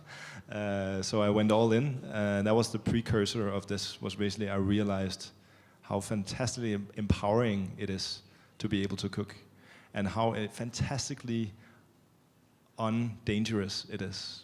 Because people feel like, oh my God, I cannot cook, as if it's like in your DNA that you can't cook. Trust me, if it was in your DNA that you couldn't cook, you wouldn't exist. Evolution would have taken care of that. So we can cook, and we can all cook, and it's quite simple, and it feels empowering because you're building stuff. It's like you're putting up that cupboard in your home, and you look at it afterwards, and it works, it stays there, and it's an amazing achievement you feel. That's how you feel when you cook. And so again, I like the metaphor of the tattoo. Like once you go cooking, you will not go back. Like you will continue cooking because it's empowering. Yeah. Very good. Eu tenho uma curiosidade para compartilhar também. Quando, enfim, como nós vivemos fazendo mapeamento de tudo o que acontece já há 15 anos, nesse mapeamento enorme de startups de gastronomia, o que nós vemos em profusão são startups surgindo de países que não necessariamente têm uma tradição em gastronomia, né? Digamos, sei lá, Estados Unidos, uma infinidade de startups de gastronomia. E países nos quais a gastronomia é um traço cultural mais marcante, a Itália, a França, Brasil, a gente não percebe essa profusão. Há uma correlação, na linha do que o Juliano trazia, de, não, mas gastronomia é uma outra coisa, deixa eu aprender com a nona, deixa eu fazer aqui a minha pasta ao domingo, que afaste, talvez, esse universo de tecnologia como se fossem questões não interrelacionadas? Ou vocês sentem isso mudando? Qual é a leitura de vocês a respeito? Óbvio, quando a gente começou o negócio, a gente também mapeia muita startup no mundo todo, né? E uma das que a gente seguia bastante no início era uma francesa, que era basicamente o mesmo conceito da Local Chef.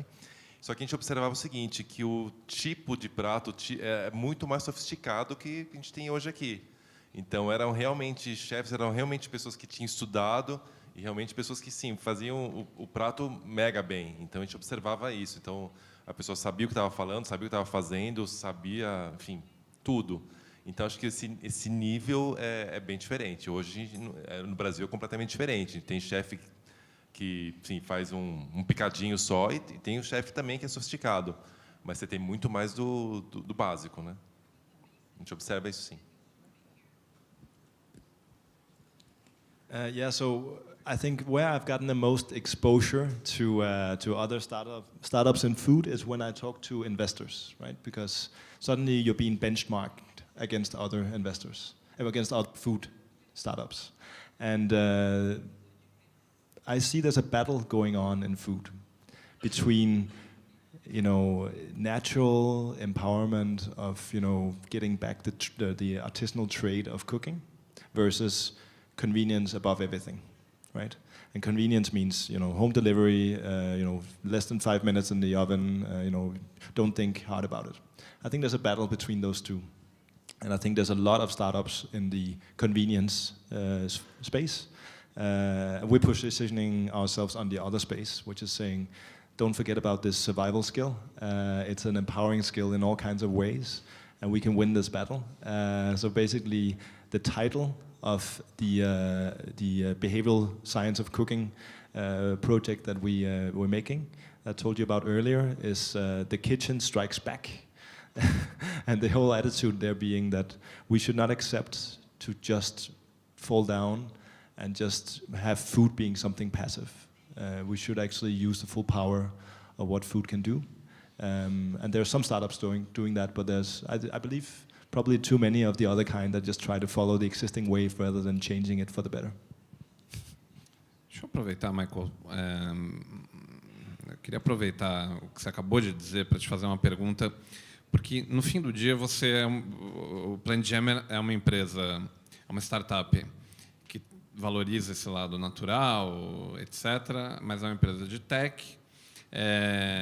Num universo, o teu campo de militância, digamos assim, é um campo que é o campo do slow food, é o campo da comida de verdade. E por eu ter em casa minha mulher que é fotógrafa de comida, etc., e eu conviver do slow food, às vezes eu sinto que esse é um universo que vira muito dogmático. E aí você chega ali com os seus anos de McKinsey, uma visão de que natural é real, e bota de pé um negócio de tecnologia que de alguma forma resolve vários problemas que a turma mais filosófica tenderia a demorar mais tempo para resolver. Como que você é visto por essa turma, especificamente? E como é que você vê o desafio, e aí, por favor, vocês dois, como é que vocês veem o desafio de tentar colocar um modelo de negócios em pé que vai ser escalável e, a partir do momento que ele seja escalável, ele cria um potencial conflito com a lógica do local, etc. Então, eu queria ouvir vocês sobre isso. Yeah, that is a very real dichotomy. The one between us coming on the slow food, real food, healthy food angle, but at the same time being about artificial intelligence and fast getting to a recipe, right? There's a clear dichotomy there, and we haven't nailed it. And I think, to be honest, I would also argue if you look at our existing products, there's not yet enough heart to it. That you need to, when you talk about food, talk to the heart, not just the brain. And we're starting a little bit with the brain, and because we find it a very interesting programmatic challenge. But we need to not forget the heart, because that is part of food as well. And it's an area I'm afraid of a little bit, because it's so difficult to put it on structure, as you do in McKinsey. But it is important, and it is something that we're delving into, of saying, how do we get the heart with it? How do you get real food pictures, and how does it make sure that people appreciate history and context of food, and still not just being something you have to get over with in 6 clicks on the phone. But we haven't solved it yet. E César, para você, eu acho que o dilema ele surge naturalmente, surgiu aqui, inclusive, em algumas perguntas, né? E a vigilância sanitária, e o nutricionista, e todo o exercício que vem junto com as regras do jogo de você vender um negócio de comida e oferecer comida. No fim do dia, você deu as respostas que se esperam de uma startup. Olha, não estou endereçando todos esses problemas, o cara também está lá, até agora não tive problema, um dia pode ser que ele tenha. E como é que você convive com o fato de que você está num universo que é extremamente regrado, no fim do dia, você está oferecendo um serviço de entrega de comida que não é sua. Então, é importante lembrar, né, porque às vezes a gente fica... Não, porque a comida não é dele. Ele é o cara que... Ele é o intermediário, ele é o Uber, ele não é o motorista do Uber. Como é que você vive com esse dilema? Porque pode ser que algum dia ele bata na sua porta de maneira mais radical. Acho que essa é o grande X da questão de como escalar esse negócio, ou seja, porque a gente trabalha muito esse conceito de comida local, compra do pequeno, E, óbvio, quando você pensa nessas dimensões, a gente tem que também extrapolar o que pode dar de merda, né? Então, a gente tem umas reuniões tipo vai dar merda, e a gente começa a pensar no o que pode não dar certo. Mas acho que a grande questão, no final do dia, que você falou, enfim, é uma startup de tecnologia, a gente está facilitando a vida de alguém de um lado, do consumidor, e facilitando a vida do chefe de um outro, né? Então, no começo, a gente tinha muito chefe que realmente era chefe perfil Uber, que a gente fala, que, ou seja, o cara que está lá só para fazer uma renda extra até ele conseguir um emprego. Mas hoje não, acho que hoje está mais realmente é o cara que realmente vive disso. Então a gente fica um pouco mais seguro com esse perfil. Mas isso também a gente começou a aprender depois de um tempo. Isso não era a nossa ideia inicial. E por isso vai pivotando. Então acho que com esse acho que é um pouco disso, ou seja, com a experiência a gente vai construindo esse perfil e moldando isso a gente consegue escalar de uma maneira com menos risco. Não que não vai ter outros problemas, vão ter bilhões. Mas acho que a gente consegue endereçar alguma coisa, pelo menos.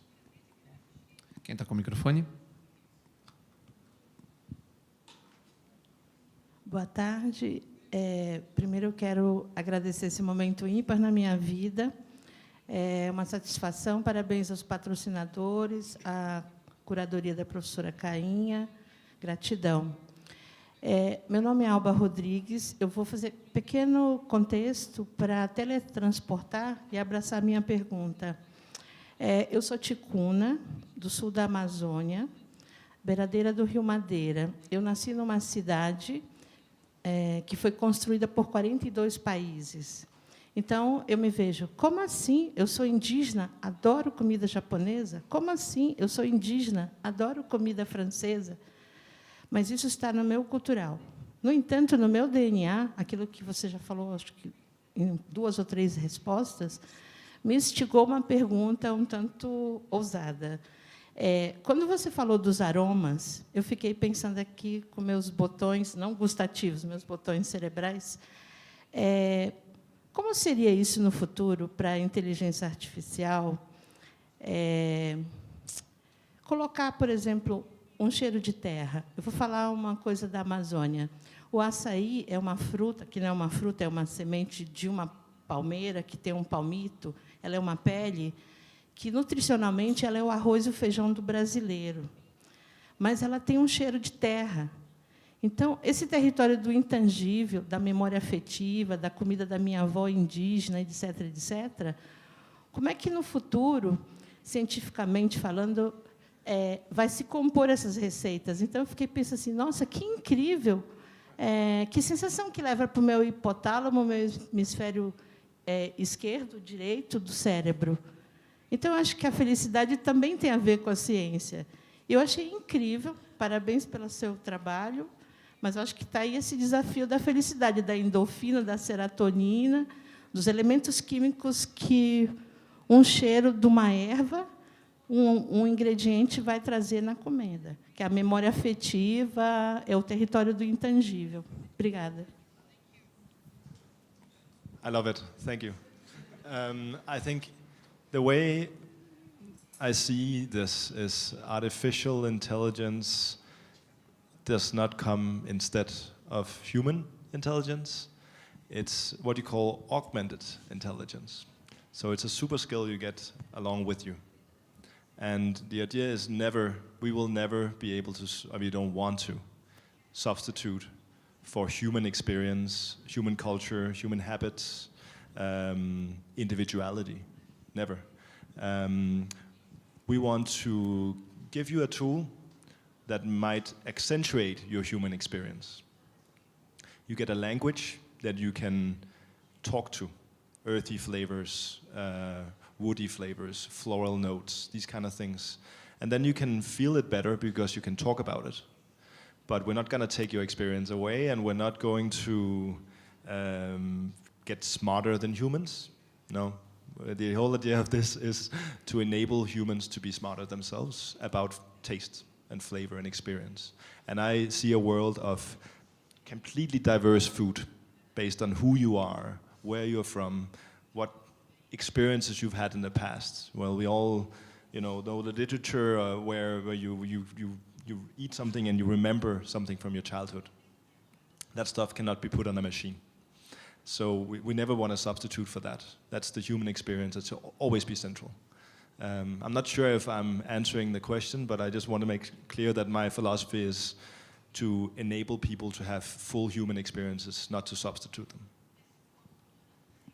Muito bom. Bom dia. Alejandro. Por favor. Justamente vou pegar o que falou Alba, que justamente foi uma semente da diversidade e multiculturalidade que tem na América Latina.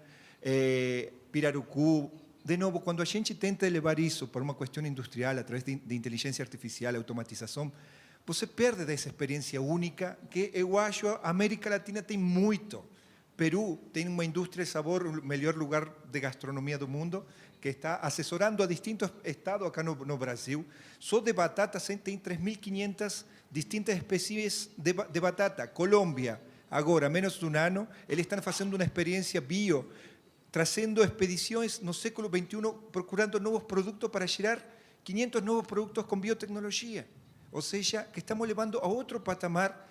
E Brasil, América Latina, Amazônia, Pantanal, tem muitas diversidades, muita cultura.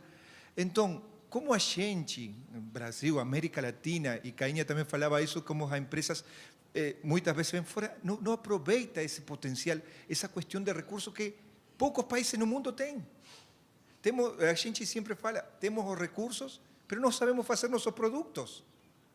O que está falhando? Você que muitas vezes falou que vem ao Brasil, que acha que pode melhorar nesse caso, através da tecnologia, para potenciar e seja depois consumível por europeus, americanos e de todas partes do mundo que tem uma experiência que só vai ter nas distintos lugares, Paraitins, no Pantanal, em qualquer lugar no Brasil. I completely agree. And I think I see a world where we're changing the game of the food chain. So the food chain today is highly centralized. You have retailers who make long-term contract with farmers, and then they push product to us, right? And as a result of that, the retailers who are in control, they will want to commoditize. Because if they can commoditize and say a potato is a potato is a potato, then suddenly they get all the bargaining power versus the farmer. So it's in their interest to commoditize and simplify the world. Now, if you change that game and you start giving an understanding of this potato is different in these 7 different ways, and if you want something that has a more al dente, hard texture after being boiled, then this potato is the right one in this particular dish. Then we actually give the power back to the farmer, because there will not be that many people producing that kind of potato. So that is, the way I see it is, if we do this right, and we can truly measure aromas, and we can truly talk about differentiation of potatoes and carrots, then we can give the power back to the farmer, and we can get much more diversity out there, instead of just being, Monsanto producing the same corn for everyone. So I think there's a biodiversity side to this that has to come starting with the tongue and with the home, rather than starting with the retailer. Enquanto chega lá, a gente está chegando quase no final, né? Só para ter certeza. Vamos lá. Tudo bem, Daniela. A pergunta é para os 3. Um pouco sobre o ambiente de food techs. Então, o que vocês estão enxergando? É muito inspirador falar sobre isso, todo mundo gosta, mas, em contrapartida, a gente vê que não é tão sexy no mundo de capital. Apresente uma fintech versus uma foodtech, que a resposta é clara. Então, minha pergunta é um pouco o que vocês estão vendo sobre isso, como vocês enxergam a evolução disso e as dificuldades de quem está vivendo esse ambiente. Boa. Vamos começar pelos empreendedores, então. Acho que você também pode contribuir, né? A gente vê, óbvio, que a gente sabe que não é sexy, ou seja, a gente vê um mundo de potencial gigantesco nessa parte de food tech, a gente vê isso acontecendo nos Estados Unidos, na Europa, mas a gente sabe que aqui é pauleira, né? Então, eu acho que a gente tá nisso porque a gente é apaixonado por gastronomia, por essa parte de tecnologia junto, mas que é um grande desafio no dia a dia, e é um pouco você sabe da história, ou seja, quando a gente começa a falar com o investidor, óbvio, vai para fintech, vai para alguma coisa de, enfim, inteligência artificial, que seja mais bacana, mas nunca vai para uma foodtech. Afinal de contas, food. É um pouco o que o Marco falou também, está muito descentralizado, o mercado é muito pulverizado, né? Então, acho que o grande desafio é realmente isso. It is the challenge with the existing model. I think we have to realize that this thing happened. These smartphones, they became a thing, and that can be an enabler of changing that game. And once you have a game where everyone makes much more informed decision about their food, you can break some of those centralization dogmas, you could say. And suddenly it's actually worth it. So one thing is that it's possible, but it's worth it to invest in catering for small amounts of people at a time and making more niche products. And once that's worth it, then it's more valuable to be a small company than a big one. And then it's worth it to be an entrepreneur. So I think time is on our side in terms of technology enabling this. I believe so. And I hope that we will not have an Amazonization of food where it will just be one big tech company, but it will be the true idea of tech that is a bunch of small ideas creating something big. My experience is that investors are actually realizing that this is the game, and they appreciate small, agile startups with a story that makes sense. So I think we're in for a good ride.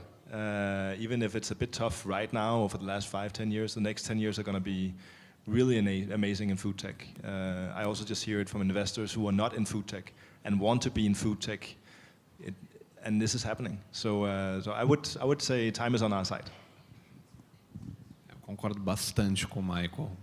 Eu acho que é óbvio que você tem a menina bonita da vez, a menina bonita da vez hoje no mundo de empreendedorismo, especialmente aqui no Brasil, mas fora também é fintech. Então, assim, fintech está recebendo todas as atenções, dinheiro, etc. Uma quantidade colossal de empreendedores. É importante que a gente veja isso também, né? A coisa é meio ovo e a galinha nesse aspecto. Tem muito empreendedor com empresas muito boas em fintech, e isso começa também a atrair a atenção de empreendedores. A sensação que eu tenho, indo na mesma direção do Michael, é de que isso é uma questão de tempo. Outros setores que não eram... Fintech já é uma novidade, porque 5 anos atrás era qualquer coisa que fosse um app de qualquer coisa digital, ponto. Não tinha nenhuma camada de serviço em cima. Fintech está indo nessa direção, agtech, muita coisa de agricultura começando a aparecer, alguma coisa de educação, food está indo na mesma direção. Leva tempo, então assim tem o ônus e o bônus de ser o primeiro ou de estar no começo da onda, não tem muito o que fazer. E muito provavelmente o dinheiro não está nos mecanismos mais tradicionais, não está nos fundos que têm as teses de investimento já definidas, provavelmente está nos investidores anjo, nas outras pessoas que estão vendo isso de uma outra maneira. E eu acho que eu acho que junto com isso tem que vir também um exercício natural em food, como já aconteceu em outros segmentos, que é um exercício de depuração. Assim, indo para o extremo do convenience, como o Michael estava falando, duas das startups que operam no Brasil que mais receberam capital nos últimos anos, uma brasileira, outra não, é o iFood e a Rappi. Então, assim, aparentemente tem alguma coisa aí. O iFood é gigante do ponto de vista de investimento. E a aposta ali é possível criar um mecanismo de conveniência para a estrutura atual. Será que não tem outros modelos? E será que esse modelo não será hackeado múltiplas vezes? Que eu acho que é um pouco do que a Local Chef tenta fazer. E pode ser que dê certo, pode ser que não tenha fôlego e o Local Chef 2.0 venha com um modelo diferente, que o César pivote, enfim, acho que tem um desafio aí pela frente, mas eu acho que também vai passar por um mecanismo de depuração esse mercado. O grande desafio de food, para mim, é aquilo que eu falei há algum tempo atrás, que é nenhuma barreira de entrada, todo mundo se acha especialista, portanto, a qualidade média ainda é baixa do que está aparecendo. Então, na hora que essa barra começar a subir, a sensação que eu tenho é que também começa a despertar a atenção dos investidores. Ele está lá na Dinamarca e está pegando o investidor anjo. Então, não é porque a Dinamarca é um lugar necessariamente mais especial nesse sentido, é porque ele tem um mérito como empreendedor. É assim que eu vejo. A gente está no extremo do fim, mas antes eu queria fazer uma pergunta para os dois, só para finalizar, Cainha. Eu queria que vocês, dada a jornada de vocês, eu queria só que vocês completassem a seguinte frase com uma palavra. Empreender é... Foda. Foi o mais claro possível.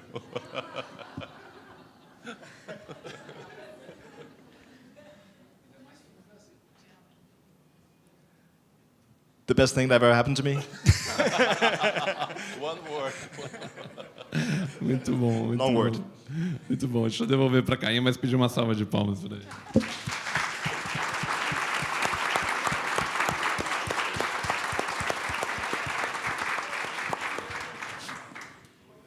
Bom, queria agradecer muitíssimo, muitíssimo, não só porque as palestras foram mega inspiradoras, e porque trouxeram todo esse universo alquímico, né, aqui que se desbraldou na arena, a participação de vocês. Mas queria agradecer, de fato, de coração, pelo Alejandro e por mim, porque na Garimpo de Soluções a gente já trabalhou com 30 países, trabalha para a ONU, enfim, e há 15 anos. Quando nós fomos provocados a conceber um projeto para esta arena, e nós apresentamos algumas opções, a gente pensou em fazer pequenos cavalos de Troia, que trouxessem as revoluções em curso, não só as mudanças, as revoluções em curso.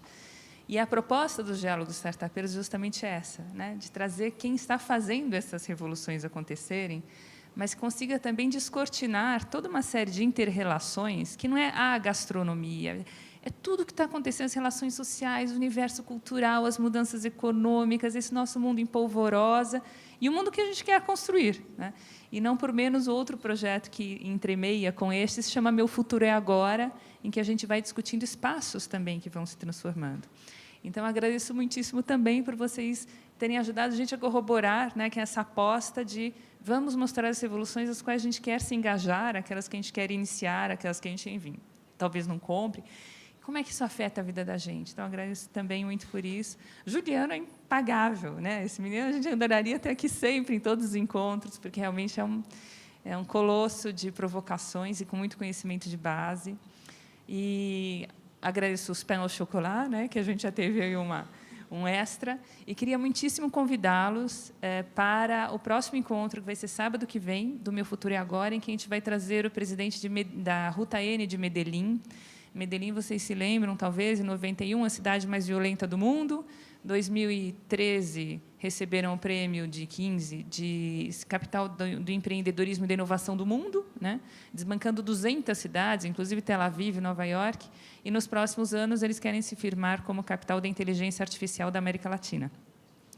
E eles vêm fazendo um trabalho muito interessante, em que a gente também vê a pontinha do iceberg, mas tem um monte de coisas a descobrir. E o Alejandro Franco, que é o presidente dessa, que é considerada a 9ª empresa mais inovadora da América Latina, pela Fast Company, vai contar para a gente o que está acontecendo.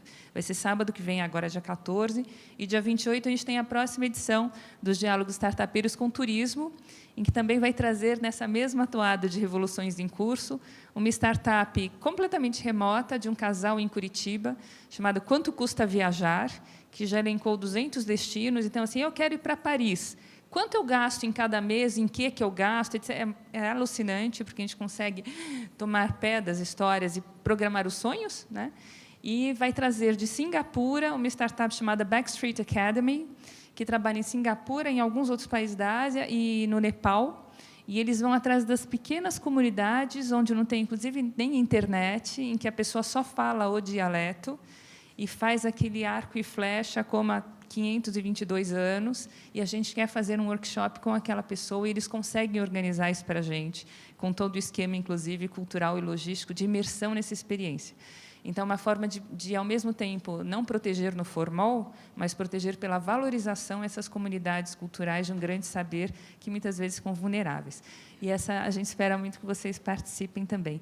Então, muito obrigada. A gente circulou, desculpem, até antes, eu deveria ter falado, a lista de mailings para a gente inscrever na newsletter da Garimpo, para vocês estarem acompanhando. A gente vai divulgando sempre na Garimpo, no Farol Santander, e agora também nas páginas dos Cupinchas, porque a gente vai seguindo e vendo que já tem gente postando também.